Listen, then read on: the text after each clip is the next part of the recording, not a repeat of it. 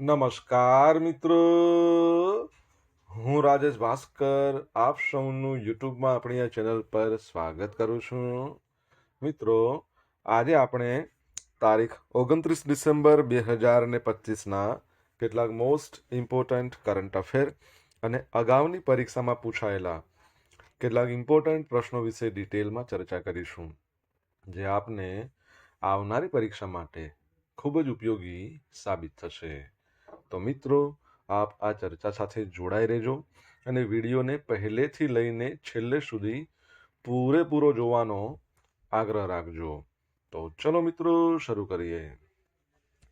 શરૂઆત કરતા પહેલા જણાવી દઉં કે જો તમારે આપણી આ યુટ્યુબ ચેનલને સબસ્ક્રાઇબ કરવાનું બાકી હોય તો ચેનલને સબસ્ક્રાઇબ કરજો, નોટિફિકેશન બેલ આઇકોનને પ્રેસ કરીને, અને જો તમને વિડીયો પસંદ આવે તો વિડીયોને લાઈક કરજો, પરંતુ વિડીયોની લિંકને શેર કરવાનું ભૂલશો નહીં. તમે જે તે સોશિયલ મીડિયા એપ્લિકેશન વાપરતા હો એમાં વિડીયોની લિંકને અત્યારે જ શેર કરી દો. ચલો તો શરૂઆત કરીએ. સૌપ્રથમ જોઈશું અગાઉની પરીક્ષામાં પૂછાયેલા ભારતની ભૂગોળના પ્રશ્નો, જેના જવાબો તમારે મને કમેન્ટ બોક્સમાં લખીને જણાવવાના છે. વિડીયોના લાસ્ટમાં જ્યારે હું તમને આ દરેક પ્રશ્નના જવાબ જણાવું ત્યારે તમારે ચેક કરવાનું છે કે તમે આપેલા પ્રશ્નોના જવાબમાંથી કેટલા પ્રશ્નોના જવાબ સાચા છે, અને જેટલા પણ પ્રશ્નો જવાબ સાચા હોય એનો આંકડો તમારે કમેન્ટમાં લખવાનો કે 10માંથી આટલા સાચા છે. ડેઇલી જીકે ટેસ્ટમાં આપણે રોજ 10 પ્રશ્નો પૂછીએ છીએ, એમાંથી 5 પ્રશ્નો ભારતની ભૂગોળના હોય છે. બાકીના જે 5 પ્રશ્નો છે એ ગુજરાતની ઇતિહાસના પ્રશ્નો છે. તો તમે તમારા આન્સર આપો નીચે કમેન્ટ બોક્સમાં, અને હું આજના કરંટ અફેરનો પ્રથમ પ્રશ્ન છે એની શરૂઆત કરું છું. પ્રથમ પ્રશ્ન છે કે મુખ્યમંત્રી શ્રી ભૂપેન્દ્ર પટેલે કયા રોગની સારવાર અને નિયંત્રણ કાર્યક્રમનો ગાંધીનગરથી રાજ્યવ્યાપી શુભારંભ કરાવ્યો છે? તો જવાબ આવશે ટાઈપ 1 ડાયાબિટીસ. તો મુખ્યમંત્રી શ્રી ભૂપેન્દ્ર પટેલે ગાંધીનગરથી રાજ્યવ્યાપી ટાઈપ 1 ડાયાબિટીસ સારવાર અને નિયંત્રણ કાર્યક્રમનો શુભારંભ કરાવ્યો છે. ટાઈપ 1 ડાયાબિટીસ કાર્યક્રમની મુખ્ય વિગતો જોઈ લઈએ તો આનો ઉદ્દેશ એ છે કે રાજ્યનું એક પણ બાળક, શું કહ્યું છે, રાજ્યનું એક પણ બાળક સારવાર અને સુવિધાથી વંચિત ન રહે એવો લક્ષ્યાંક રાખવામાં આવ્યો છે. ખાસ કરીને છેવાડાના વિસ્તારોમાં પણ આ સેવાઓ પહોંચાડવામાં આવશે. હવે નિઃશુલ્ક સુવિધાઓ. રાજ્ય સરકાર છે ને એ આ રોગ ધરાવતા બાળકોને નિઃશુલ્ક ઇન્સ્યુલિનના ઇન્જેક્શનો, ગ્લુકોમીટર, અન્ય જરૂરી સારવાર સામગ્રી પૂરી પાડશે, જેથી પરિવાર પર આર્થિક બોજ ન પડે. તબીબી માળખાની વાત કરીએ તો આ સારવારનો લાભ હવે પ્રાથમિક આરોગ્ય કેન્દ્રો અને સામુદાયિક આરોગ્ય કેન્દ્રો પર ઉપલબ્ધ થશે. આરોગ્ય ક્ષેત્રે ગુજરાતની અન્ય સિદ્ધિઓ જોઈ લઈએ તો શાળા અને આરોગ્ય અભિયાન. રાજ્યની શાળાઓમાં દર વર્ષે સરેરાશ 1 કરોડથી વધુ બાળકો છે એની આરોગ્ય તપાસ કરવામાં આવે છે. જે પણ ગંભીર બીમારીઓ છે એની મફત સારવાર આપવામાં આવે છે. જેમ કે કોઈ બાળકને હૃદયરોગ હોય, કિડની, લીવર, કેન્સર, ટ્રાન્સપ્લાન્ટ, આવી બધી જે બીમારીઓ હોય તો એમને સુપર સ્પેશિયાલિટી સારવાર મફતમાં આપવામાં આવે છે સરકાર દ્વારા. લાભાર્થીઓ કેટલા છે? છેલ્લા 11 વર્ષમાં આશરે 2,18,000થી વધુ બાળકોએ આવી ગંભીર બીમારીઓ માટે વિનામૂલ્યે સારવાર આપવામાં આવી છે. ટાઈપ 1 ડાયાબિટીસ છે એ શું છે? તો ટાઈપ 1 ડાયાબિટીસ, જેને ઘણીવાર જુવેનાઇલ ડાયાબિટીસ પણ કહેવામાં આવે છે, તે મુખ્યત્વે બાળકો અને યુવાનોમાં જોવા મળે છે. અને આ સ્થિતિમાં શરીરનું જે પેન્ક્રિયાસ છે, એટલે કે સ્વાદુપિંડ છે ને, એ ઇન્સ્યુલિન બનાવવાનું બંધ કરી દે, એટલે દર્દીએ જીવનભર બહારથી ઇન્સ્યુલિન લેવું પડે છે. મુખ્યમંત્રીશ્રીએ લોકોને જીવનશૈલીમાં બદલાવ લાવવા માટે ભોજનમાં 10% તેલનો ઉપયોગ ઘટાડવા અને નિયમિત વ્યાયામને જીવનનો ભાગ બનાવવા માટે અપીલ કરી છે. ઓકે, એટલે જો આ ટાઈપ 1 ડાયાબિટીસમાં આવું હોય. ટાઈપ 2 ડાયાબિટીસની વાત કરીને તો શાના કારણે હોય? બેઠાડું જીવન હોય, કસરતનો અભાવ હોય, વધારે પડતું ભોજન હોય, ભોજનમાં ગળી વસ્તુઓનું વધારે પ્રમાણ. તો આ બધી વસ્તુના કારણે જે સ્વાદુપિંડ છે, પેન્ક્રિયાસ ગ્રંથિ શું કરે? ઇન્સ્યુલિન બનાવવાનું ઓછું કરી દે. શું કરે? ઓછું બંધ કરી દે. અને જે સુગર કહી શકીએ, શર્કરા કહીએ, એનું લોહીની અંદર નિયમન જ ના થઈ શકે, એટલા માટે એને ડાયાબિટીસ થાય. ઓકે, તમારા માટે પ્રશ્ન, વિશ્વ ડાયાબિટીસ દિવસ આપણે ક્યારે મનાવીએ છીએ? પ્રથમ ખેલો ઇન્ડિયા ટ્રાઇબલ ગેમ્સનું આયોજન ક્યાં કરવામાં આવશે? તો છત્તીસગઢમાં. કઈ જગ્યાએ? છત્તીસગઢમાં. તો ભારતના પ્રથમ ખેલો ઇન્ડિયા ટ્રાઇબલ ગેમ્સનું લોગો, મેસ્કોટ અને થીમ સોંગનું ભવ્ય અનાવરણ છત્તીસગઢના બિલાસપુરમાં કરવામાં આવ્યું છે. આ કાર્યક્રમ આદિવાસી વિસ્તારોની રમતગમતની પ્રતિભાઓને પ્રોત્સાહન આપવા માટે એક મહત્વપૂર્ણ માધ્યમ બનશે. આયોજનની તારીખ છે ફેબ્રુઆરી 14, 2026. રાજ્ય કોણ છે તો છત્તીસગઢ. અને અનાવરણ સમારોહ બિલાસપુરના late BR Yadav sports stadium છે ત્યાં યોજાઈ ગયો. મેસ્કોટ જે પરીક્ષામાં પૂછાતું હોય છે તો એનો મેસ્કોટ મોરવીર છે. છત્તીસગઢી સંસ્કૃતિ સાથે જોડાયેલું. મોર એટલે મારું અથવા પોતાનું, વીર એટલે બહાદુર પરાક્રમી. મોરવીર આદિવાસી સમુદાયના ગૌરવ અને સાહસનું પ્રતીક છે. રમતગમતની વિદ્યાશાખા. આ ગેમ્સમાં કુલ 7 સ્પર્ધાત્મક રમતોનો સમાવેશ થાય છે. કેવી? તીરંદાજી લઈ લો એટલે કે આર્ચરી, પછી એથ્લેટિક્સ, ફૂટબોલ, હોકી, કુસ્તી, સ્વિમિંગ, વેઇટલિફ્ટિંગ. આ ઉપરાંત જે પરંપરાગત રમતો હોય તો રહેવાની જ છે. ખેલાડીઓને શું પ્રોત્સાહન આપવામાં આવશે તો કેન્દ્રીય રમતગમત મંત્રી છે આપણા મનસુખભાઈ માંડવિયા, યુવા બાબતોના મંત્રી પણ એ જ છે. એમણે જણાવ્યું કે આ ગેમ્સ છે ને એ આદિવાસી યુવાનોને રાષ્ટ્રીય મુખ્ય પ્રવાહમાં લાવવાનું કામ કરશે. સ્કોલરશિપ. જે ખેલાડીઓ શ્રેષ્ઠ પ્રદર્શન કરશે એમને ખેલો ઇન્ડિયા એથ્લેટ તરીકે પસંદ કરવામાં આવશે. 8 વર્ષ સુધી વાર્ષિક 5 લાખ રૂપિયાની સ્કોલરશિપ આપવામાં આવશે. ઓકે, એટલે 40 લાખ થયા. હવે આજે સમારોહ હતો એમાં એના અનાવરણ કાર્યક્રમમાં કોણ કોણ ઉપસ્થિત રહ્યા હતા તો છત્તીસગઢના CM વિષ્ણુદેવ સાય, નાયબ મુખ્યમંત્રી અરુણ સાવ આ મુખ્ય અતિથિ તરીકે ઉપસ્થિત રહ્યા હતા. તમને ખબર છે છેલ્લે ખેલો ઇન્ડિયા યુનિવર્સિટી ગેમ્સ યોજાઈ ગઈ હતી રાજસ્થાનમાં. તમારા માટે પ્રશ્ન છે કે એનો માસ્કોટ શું હતો. એમાં વિજેતા રહ્યું હતું ચંદીગઢ યુનિવર્સિટી. 4 વખત વિજેતા રહ્યું છે. સલીમ અહેમદે RVNL રેલ વિકાસ નિગમ લિમિટેડના ચેરમેન અને મેનેજિંગ ડિરેક્ટર તરીકેનો પદભાર સંભાળી દીધો છે. સિવિલ એન્જિનિયરિંગમાં 30 વર્ષથી વધુનો એમનો બહોળો અનુભવ છે અને એમણે આની પહેલાં NBCC ઇન્ડિયામાં ડિરેક્ટર તરીકે કામ કરતા હતા. આ ઉપરાંત એમણે દિલ્હી મેટ્રો રેલ કોર્પોરેશનમાં એક્ઝિક્યુટિવ ડિરેક્ટર તરીકે અને મુંબઈ પોર્ટ ટ્રસ્ટ છે એમાં પણ મહત્વની જવાબદારી નિભાવી હતી. રેલ મંત્રાલયના હેઠળના આ જાહેર સાહસના વડા તરીકે તેઓ હવે દેશમાં નવી રેલવે લાઇનો, ટ્રેકોનું ડબલિંગ, વિદ્યુતીકરણ આવા બધા જટિલ ઇન્ફ્રાસ્ટ્રક્ચર પ્રોજેક્ટ છે એનું નેતૃત્વ કરશે. RVNL 2003માં એની સ્થાપના કરવામાં આવી હતી અને નવી દિલ્હીમાં હેડક્વાર્ટર આવેલું છે. આપણા ભારતના રેલવે મંત્રાલય અંતર્ગત આવે છે. તમારા માટે એકદમ સરસ ઇઝી પ્રશ્ન કે આપણા હાલના રેલવે મંત્રી કોણ છે? જવાબ આવડે તો કમેન્ટ બોક્સમાં લખીને જણાવજો. મિત્રો, વિડીયો પસંદ આવ્યો હોય, ભણવાની મજા આવી હોય તો વિડીયોને એક લાઇક કરો. તમારા મિત્રો જોડે વિડીયોની લિંકને શેર કરો. આપણી બંને યુટ્યુબ ચેનલ રાજેશ ભાસ્કર 2ને સબસ્ક્રાઇબ કરો નોટિફિકેશન બેલ આઇકોનને પ્રેસ કરીને. જો તમારે ડેલી કરંટ અફેરની PDF જોઈતી હોય તો આપણી ટેલિગ્રામ ચેનલને જોઈન કરી લો. ડેલી કરંટ અફેરની PDF તમને રોજ મળશે. રોજ પોલ્સ પણ રમવા મળશે. લિંક વિડીયોની ડિસ્ક્રિપ્શનમાં આપેલી છે. પ્રધાનમંત્રી રાષ્ટ્રીય બાળ પુરસ્કાર કુલ કેટલા ક્ષેત્રોમાં આપવામાં આવે છે? આવનારી પરીક્ષા માટે સરસ મજાનો પ્રશ્ન. એકાદો પ્રશ્ન આમાંથી આવવાની શક્યતા 100%. તો ટોટલ 6 ક્ષેત્રોમાં આપવામાં આવે છે. જોઈ લઈએ શું છે એક્ઝેક્ટલી. તો 26 ડિસેમ્બર જ્યારે આપણે બધા મનાવતા હતા વીર બાળ દિવસ, એ નિમિત્તે નવી દિલ્હીમાં આ પુરસ્કાર વિતરણ સમારોહ યોજાયો હતો. આ વર્ષે 18 રાજ્યોના 20 બાળકોને તેમની અસાધારણ પ્રતિભા માટે સન્માનિત કરવામાં આવ્યા છે. પુરસ્કારની શ્રેણીઓ ટોટલ 6 છે.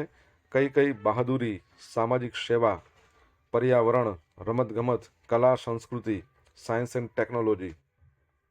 ગુજરાતમાં તમે જો ગુજરાતના તેજસ્વી તારલાઓ તો વાંકા લક્ષ્મી પ્રજ્ઞિકા સુરતની 7 વર્ષની છોકરી છે.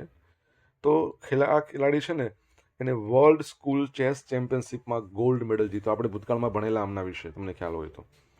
વ્યાસ ઓમ જિગ્નેશ આમના વિશે પણ આપણે ભૂતકાળમાં ભણેલા કે સેરેબ્રલ પાલ્સી સામે એમને લડીને, એકચ્યુઅલી સેરેબ્રલ પાલ્સી છે અને એમણે 5000થી વધુ સંસ્કૃત શ્લોકો મોઢે કરીને અદ્ભુત સિદ્ધિ મેળવી છે. એમને એકચ્યુઅલી વાંચી ના શકે, એમની ક્ષમતા વાંચવાની નથી છતાં પણ મોઢે યાદ રાખેલું છે. વિચાર કરો, 5000થી વધુ સંસ્કૃત શ્લોકો. અન્ય પ્રેરણાદાયી વિજેતાઓની વાત કરીએ તો વૈભવ સૂર્યવંશી, બધા તમે ઓળખો છો, 14 વર્ષનો બિહારનો ક્રિકેટર છે. રમતગમતમાં અનેક રેકોર્ડ નોંધાવ્યા છે. પછી શ્રવણશ્રી પંજાબ, સરહદ પર સૈનિકોની સેવા બદલ સન્માનિત. જ્યારે તમને ખબર હોય તો ઓપરેશન સિંદૂર હતું ને એ દરમિયાન તે સૈનિકોને એમણે મદદ કરી, એટલે ખાવા પીવાની વસ્તુ લાવતા હતા ડર્યા વગર.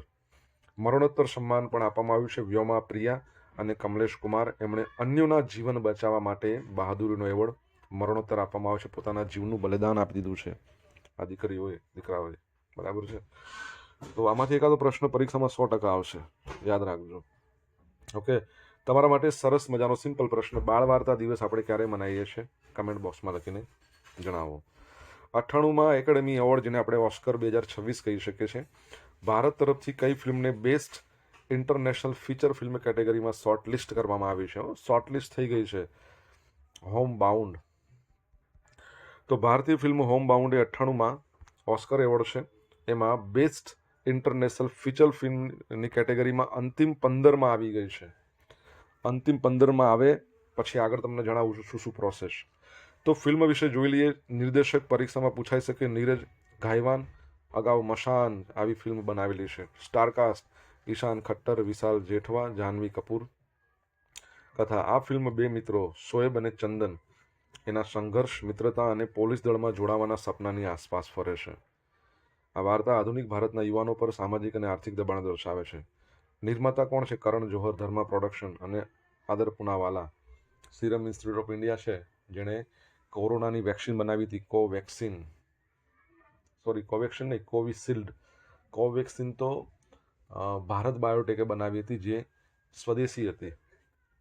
ઓકે, ખાસ વાત એ છે કે દિગ્ગજ હોલિવૂડના ડિરેક્ટર છે માર્ટિન સ્કોર્સિસ. આ ફિલ્મના એક્ઝિક્યુટિવ પ્રોડ્યુસર છે. ઓસ્કર 2026 16 ડિસેમ્બર 2025ના રોજ વિવિધ કેટેગરીમાં 15 ફિલ્મોનું શોર્ટલિસ્ટ કરવામાં આવી હતી. ત્યારબાદ 22 જાન્યુઆરી 2026ના રોજ આ ફિલ્મમાંથી અંતિમ 5 નોમિનેશનની સત્તાવાર જાહેરાત થશે. આ સમગ્ર પ્રક્રિયાનું સમાપન 15 માર્ચ 2026ના રોજ યોજાનારા ભવ્ય, જો યાદ રાખજો 22 જાન્યુઆરી શું થશે કે આજે 15 છે ને એમાંથી 5 ફિલ્મો નોમિનેટ થશે અને આ 5 ફિલ્મો છે છેલ્લે ઓસ્કર સમારોહ યોજાશે 15મી માર્ચ 2026. ત્યારે જે વિજેતા જાહેર થશે ને ત્યારે જાહેર કરવામાં આવશે. અત્યાર સુધીમાં ભારતમાંથી કેટલી ફિલ્મો છે એ છેલ્લે ટોપ 5માં પહોંચી છે? નામ સાથે જણાવો આવડતું હોય તો. ઓમાનની પ્રથમ પોલિમર બેંક નોટ. ઓમાન છે એણે તેની પરંપરાગત કાગળની ચલણી નોટોને સ્થાને આધુનિક અને ટકાઉ એવી પ્રથમ પોલિમર એટલે પ્લાસ્ટિકની રિયાલની બેંક નોટ લોન્ચ કરી દીધી છે. સેન્ટ્રલ બેંક ઓફ ઓમાન દ્વારા બહાર પાડવામાં આવેલી આ નવી નોટ જાન્યુઆરી 11, 2026થી સત્તાવાર રીતે ચલણમાં આવશે. આ નોટની ડિઝાઇનમાં આગળના ભાગે ઓમાન બોટનિક ગાર્ડન અને પાછળના ભાગે દુક્કમ પોર્ટ તેમજ સાંસ્કૃતિક સંકુલના ચિત્રો છે.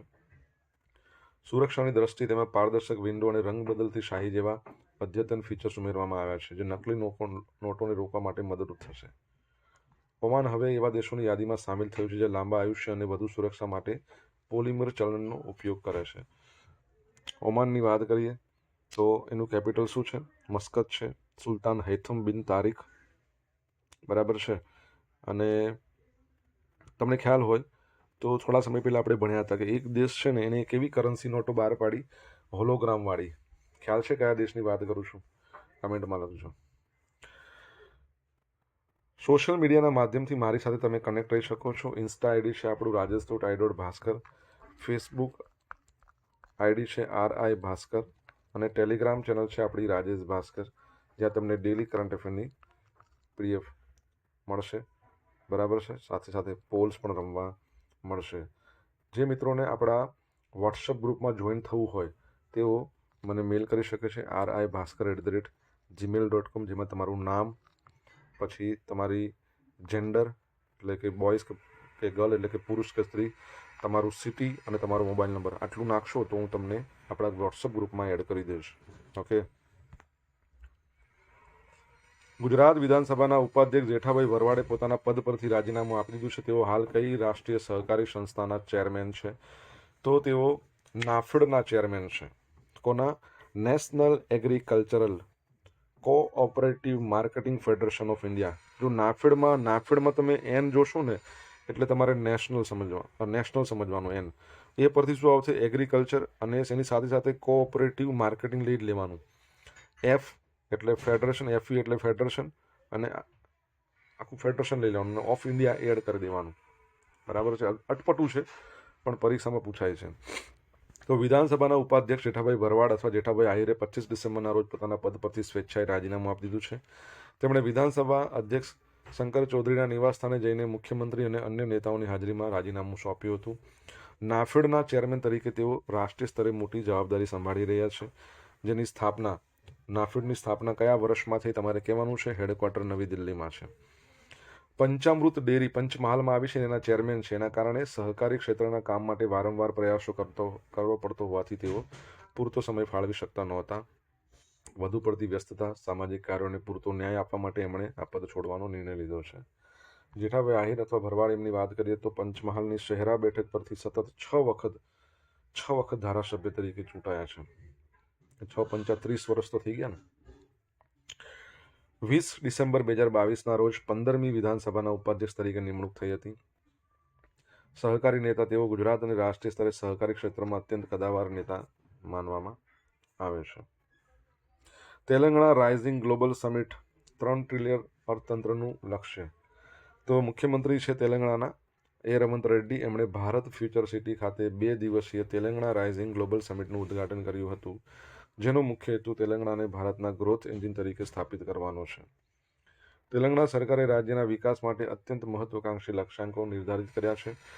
પહેલો લક્ષ્યાંક છે 2034 સુધીમાં $1 ટ્રિલિયન અર્થતંત્ર. બીજો છે 2047 સુધીમાં $3 ટ્રિલિયન અર્થતંત્ર. જીડીપીનો ફાળો. ભારતની કુલ જીડીપીમાં રાજ્યનો ફાળો 5%થી વધારીને 10% કરવાનું લક્ષ્ય છે. સમિટમાં 44 દેશોના 154 પ્રતિનિધિઓ સહિત કુલ 2000થી વધુ પ્રતિનિધિઓએ ભાગ લીધો હતો, જેમાં નોબેલ વિજેતાઓ, બહુરાષ્ટ્રીય કંપનીના વડાઓ છે, એમનો પણ સમાવેશ થાય છે. તેલંગાણા કેપિટલ હૈદરાબાદ છે. ગવર્નર તમારે કહેવાના છે, કમેન્ટ બોક્સમાં લખીને જણાવવાનું છે. અગાઉની પરીક્ષામાં પૂછાયેલા ભારતની ભૂગોળના પ્રશ્નો જોઈ લઈએ. પહેલો પ્રશ્ન, ભારતમાં સૌથી વધુ વસ્તી ગીતતા ધરાવતું રાજ્ય કયું છે? બિહાર. સૌથી વધુ વસ્તી કે તો યુપી. શક્તિમાન કયા પાકની વેરાયટી છે? તો મકાઈની છે. નેપાનગર શાના માટે પ્રખ્યાત છે? છાપાનું કાગળ. નેફાનગર. ભારતનો એકમાત્ર સક્રિય જ્વાળામુખી બેરન ટાપુ. કાઝીરંગા નેશનલ ઉદ્યાન આસામમાં. એક શિંગડાવાળા ગેંડા માટે પ્રખ્યાત. શહેનશાહ અકબરે કયા રાજ્યની રાજકુંવરી સાથે લગ્ન કર્યા હતા? આમેર. રેનશો શું છે? નવ જાગૃતિ આંદોલન. માનવ સંસ્કૃતિના ઇતિહાસનો આરંભ કયા યુગમાં થયો હતો? નૂતન પાષાણ. કુમાર સુશાંત નીચેનામાંથી કયા રાજ્ય સાથે સંકળાયેલા હતા? મગધ. યુએસ સંઘ કયા દેશનો હતો? તો ચાઇના. હવે આપણે જોઈશું ગઈકાલે પૂછેલા પ્રશ્નો જવાબ. પહેલો પ્રશ્ન, ગુજરાતે રૂફટોપ સોલર ઇન્સ્ટોલેશનમાં દેશમાં પ્રથમ સ્થાન કયા આંકડા સાથે? 5 લાખ ઇન્સ્ટોલેશન સાથે પ્રથમ નંબર પર આવ્યું છે. સેકન્ડ પ્રશ્ન છે કે તાજેતરમાં ભારત સરકારે કુલ કેટલી નવી એરલાઇન્સને મંજૂરી આપી દીધી છે? તો 3 નવી એરલાઇન્સ છે. તમને જો યાદ હોય એ એરલાઇન્સના નામ તો તમે કમેન્ટ બોક્સમાં લખીને જણાવો. નામ યાદ રાખવા જરૂરી છે. અત્યારે 2ને મળ્યું છે અને થોડા સમય પહેલા 3ને પેલી એકને મળ્યું, એટલે ટોટલ 3ને એનઓસી મળી ગયું છે, માન્યતા મળી ગઈ છે. આજે પૂછેલા પ્રશ્નોના જવાબ જોઈ લઈએ. પહેલો પ્રશ્ન એવો હતો, વિશ્વ ડાયાબિટીસ દિવસ ક્યારે મનાવવામાં આવે છે? 4 નોટ ડિસેમ્બર, 14મી નવેમ્બર. આપણા ભારતના પ્રથમ વડાપ્રધાન શ્રી જવાહરલાલ નહેરુનો જન્મદિવસ, જેને આપણે બાળ દિન તરીકે ઉજવીએ છીએ ને, એ જ. સેકન્ડ પ્રશ્ન છે કે ખેલો ઇન્ડિયા યુનિવર્સિટી ગેમ 2025નો માસ્કોટ શું હતો? તો ઘણી ખમ્મા. ત્રીજો પ્રશ્ન, આરવીએનએલ છે. આર્મીએનએલ વિશે તો આપણા રેલવે મંત્રી કોણ છે? અશ્વિની વૈષ્ણવ. શું કોણ છે? અશ્વિની વૈષ્ણવ. ચોથો પ્રશ્ન શું હતો? બાળ વાર્તા દિવસ આપણે ક્યારે મનાવીએ છીએ? 15મી નવેમ્બર. 5મા નંબરનો પ્રશ્ન શું હતો? ઓસ્કરમાં ટોટલ 3 ફિલ્મો ગઈ છે ટોપ 5માં. તો એમાં એક હતી મધર ઇન્ડિયા, બીજી હતી સલામ બોમ્બે, ત્રીજી હતી લગાન. 7મા નંબરનો પ્રશ્ન નાફેડ છે. એ નાફેડનું સ્થાપના કયા વર્ષમાં? 1958માં. 7મો ક્યાંથી આવશે? ચોથો, પછી 5મો, 6ઠ્ઠો, 7મો. હવે 7મો આવ્યો. અને કયો એવો દેશ છે જેણે કરન્સી નોટોમાં હોલોગ્રામ રાખ્યું હતું? જાપાન. અને છેલ્લે 8મા નંબરનો પ્રશ્ન શું હતો? તેલંગાણાના ગવર્નર કોણ છે? તો જિષ્ણુ દેવસાય. હવે મિત્રો જોઈશું ગઈકાલના કરંટ અફેરમાંથી પૂછેલા કેટલાક ઇમ્પોર્ટન્ટ પ્રશ્નો જેના જવાબ તમારે કમેન્ટ બોક્સમાં લખીને જણાવવાના છે. પહેલો પ્રશ્ન, Gujarat integrated renewable energy policy 2025 અનુસાર ગુજરાતે વર્ષ 2030 સુધીમાં કેટલી રિન્યુએબલ એનર્જી ક્ષમતા હાંસલ કરવાનો લક્ષ્યાંક રાખ્યો છે? સેકન્ડ પ્રશ્ન છે કે વડાપ્રધાન નરેન્દ્ર મોદીએ કયા સ્થળે રાષ્ટ્ર પ્રેરણા સ્થળનું ઉદ્ઘાટન કર્યું? જો જવાબ આવડે તો કમેન્ટ બોક્સમાં લખીને જણાવજો.